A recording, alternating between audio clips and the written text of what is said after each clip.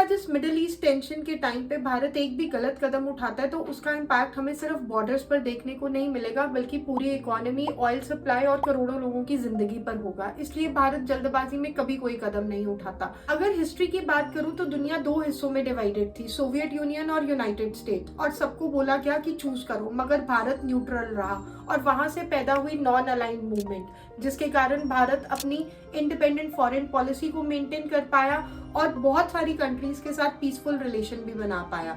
और यही स्ट्रैटेजी भारत आज भी फॉलो कर रहा है। कई लोगों को लगता है कि भारत को ईरान की जरूरत सिर्फ ऑयल सप्लाईज के लिए है, मगर ऐसा नहीं है।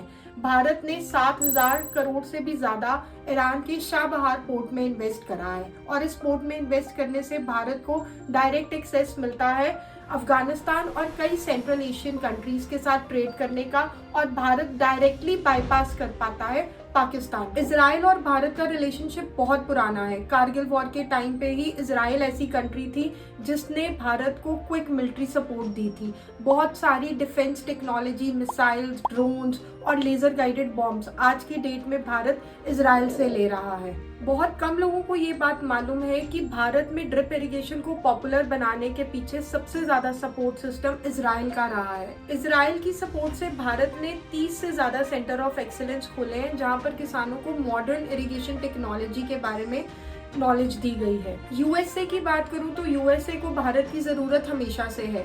चाइना को काउंटर करने के लिए भारत एक बड़ी मार्केट है जहां पे उसको ट्रेड और बिजनेस करना है, और भारत के साथ मिलकर उसको अपना डिफेंस और टेक्नोलॉजी को स्ट्रॉन्ग करना है।